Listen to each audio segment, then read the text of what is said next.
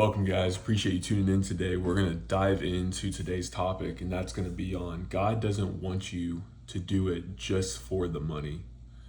A lot of you guys out there are confused with finances, confused with tomorrow.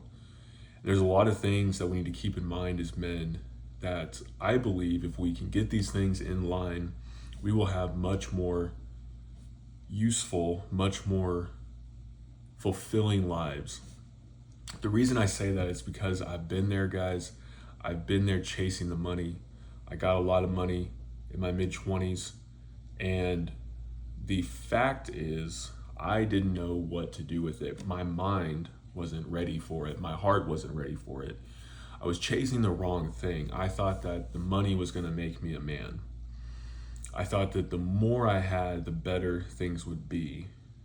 And in a way, I thought it would never run out. I thought there would always be more. And that's the sad reality with money. So many people around us these days are worried about the money. People live their lives around how much they can earn, how much they can, afford. If they can't afford this, then they're doing something wrong. When did life become about our possessions? Really think about that for a second. When did our lives become about what we own, right? When did our life become about our possessions versus values? When did that happen? I want to know, guys, because when I think about money, right, I think about it as a gift from God, right? He has everything in his power. All the money that we have is given to us. It's allowed to us by God. He gives us the money so that we can do something with it. And as men, as people, we oftentimes go, okay, if I have more, it'll be better. If I can just make this amount, it'll be better. And what I found, guys, is that when I had more money, I was more wasteful. But God had to humble me and show me what it was like to have less so that I would be grateful, so that I would be wise with what he was giving me, a good steward, right? And it's through that I've come to realize that it's the quality of the mindset behind the money, the finances, right? Everybody has a different amount. Everybody is content with different amounts. However, I believe that we should be content with any amount that we have, whether rich, whether poor. Guys, I think there's something to really, really take home here. If you're watching this, I don't think it's a coincidence. I make these videos to reach out to people. I believe in the one more. I believe in the one more person reached, and the one more person that just understands, because I know what it feels like. I know what it feels like to be confused, to make wrong choices, to fail and fail and fail and fail and fail. And I just know what it's like, guys. And so I want you to keep in mind when you do something, before you set out to do it, check your heart, check your mind. What is it about what you're going to do that is going to be fulfilling? And if it's only money, I would say that you shouldn't do it. Most people in this world are going to say follow the money, right? Money talks. It's all about the money. Money gets you places, all these things. And it's true that with more money you can do things, guys, but we live in a world, in a consumerism world, which is hell-bent on making and spending money. When you spend money, guys, I used to have this problem. It's an impulsive thing. You get a feeling of dopamine from it, right? It's this rush. It's this, I have it, I control it. You feel like you're in control, but then it's gone, right? And then when you need that money later on for things that are important or for a rainy day, you don't have it. Then you're scrambling, then you're going without, then you're not eating, then you're not able to do anything. You're not able to go hang out with your friends. I'm not saying you should always be spending money going out with your friends. I'm saying bare minimum stuff, guys. Like, you can't go to the bar and have a drink with your buddies. I'm not talking about getting plastered. I'm just talking about going out and getting a beer. You can't go over to your friends, and bring a pizza or whatever. Like, you just do not have any money. I know what that's like. And I thought that if I just made more, if I followed the money, if I got into sales, everything would be smoothed out. And I found out the more I chased the money, the more that I had to sell part of myself, the more that I had to sell something to get there. And that's why I believe that Jesus tells us that we cannot serve two masters. We're either going to love one and hate the other, right? Or we're going to serve one and despise the other. We're going to choose. And oftentimes we end up sacrificing and choosing the money. I'm not saying be poor. This is not a you gotta be poor because having money is bad. This is not a prosperity message either, because having too much, you'll forget about God. You'll think that you have the control because you have money. And money does give you access. It, in a sense, buys you access and freedom and gets your time back and gives you the ability to do things, go places. But why are we doing it? You know, when you get off of social media, or when you're able to look at it in a way that doesn't control you, when you're able to watch movies, when you're able to talk to friends and interact with groups of people, when you're able to be truly comfortable in your skin where you are in life, it doesn't matter where, that's when you're going to be content. That's when you're going to be happy with the little that you have. And then you'll find that the little that you have is actually more than you thought. You know, the same God that turned the loaves of bread and the fish to feed the hundreds and the thousands is the same God who can do the same thing with your finances. You guys think I'm crazy. We get so caught up on the numbers and the science and the math. And I used to be this way. I used to think very logically. I used to think very factual, right? And I still like to research things and figure things out, but I've come to understand that the more we think we know, the less that we are influenced by God's knowledge. And God's knowledge is supreme. It surpasses all understanding. He is in control of everything, guys. Everything on every level of existence. And so to think that he's not capable of doing the impossible, right?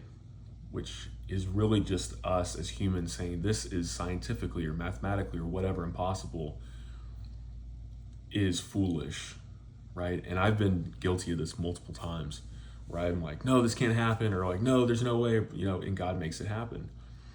And there's been times where I pray and I pray and I pray. God gives me the faith, and eventually he will show me, maybe not in the way I thought I wanted it or the way I prayed for it, but he'll give me what I need. Sometimes it takes a while. Sometimes I'll look back on things months, years later and go, wow, God was really working then. This is what I thought I wanted and needed, but it's not. God is going to love you like a good father. And so we need to think about that when it comes to our finances, is if we believe in God. If you're watching this video, I believe that there's some part of you, even if up until this point you're like, you know what, I don't know, Nate. Look, you're not alone. I've been there too. But there has to come a point where you go, okay, God wants what is best for me, right? If I believe in God, I have to believe in God as my good father, right? And to really come to that mindset, that understanding, you have to believe in what Jesus did on the cross for you, right? God gave his most, he loved his son, right? His son was begotten from him, guys. And this gets into a lot of, you know, if you're into dimensions and things, like we use these words and this terminology, but ultimately the spiritual world, the spiritual sense of things, God sent his son into the world. He suffered, he walked among us. He didn't do anything wrong to anybody. He just called out truth. He called out the truth, and people couldn't stand it. And so we murdered him. And for God to be like, you know what, this is what has to happen, because this is the only way that the wrath that's deserved for everybody else has to be placed on his shoulders, and he has to die so that this can happen. But also, he's going to come back to life. A lot of people talk about the cross, they talk about the death of Christ, and I think it's a beautiful thing. He walked, you know, to the cross. He knew what was coming. He could have stopped it at any point in time. He was grieving, sorrowful, and pain, and, you know, just, you know, mocked, just torn to pieces, right? Physically, mentally. And we oftentimes stop there. But it's so important to remember, if not more important, that he raised, right? He raised to life. He came to life, guys.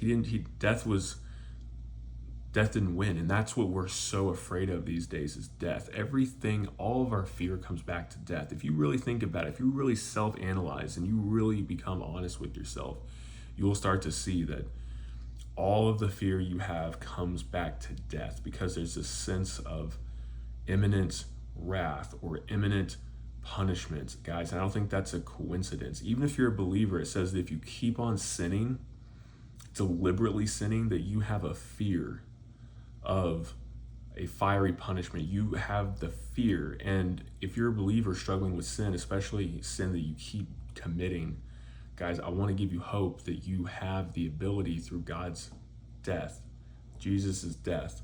You have the ability. He overcame death for you. You just have to believe in it. It's not so much us trying to stop doing something, okay? It's good to want to turn away and repent. However, we have to rest. We have to believe and have faith in what he's already done. And when we focus on that, everything else becomes so much easier. It's not about do or not do. It's not about like following the law. It's following his way, the way, the truth, and the life.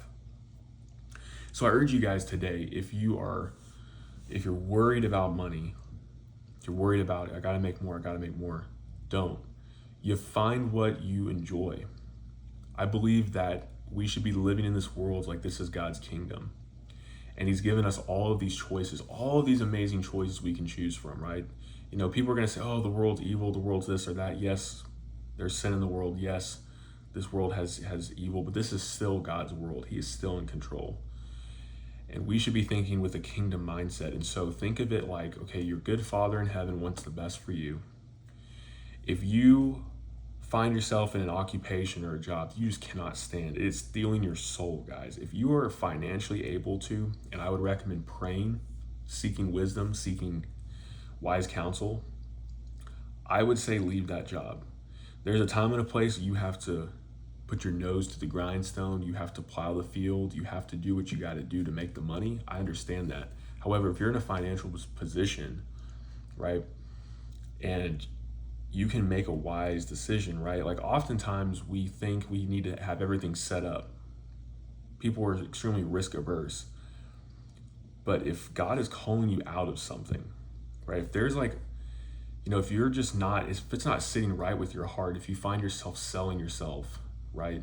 You find yourself just, your soul is drained and there's no light, right? Everything is just being trampled out. Maybe it's a test, maybe it's a trial. However, if this is a long-term thing and you find yourself praying a lot about, God, please help me out. Please help me to, find something else. Guys, sometimes in life, you got to juggle things and you got to make the hard decision. You got to figure out another way. And so that's why I tell men, I tell young men, I tell people who are just struggling, I tell them, hey, look, you can't figure this out on your own. You got to find God's purpose for you. You got to pray. You got to figure it out. You have to ask God, Lord, please show me.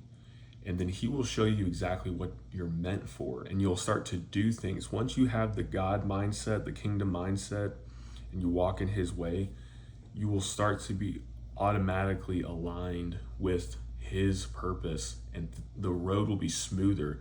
Not to say you won't have persecution, not to say that you won't have trials, but even when these things come, you won't have dread. You won't have this like anxiety and depression and fear, because to live is Christ, to die is gain. So even if you don't make it on this earth, oh well, you did everything you can for his kingdom. And part of that is following in the footsteps, in the path that God has made for you.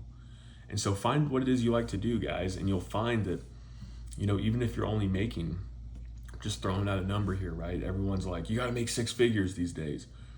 Well, you oftentimes find people who are making 6 figures or more. A lot of those people are still living way above their means, and the money's never enough, and they're always trying to make more and get more, and things are always out of control.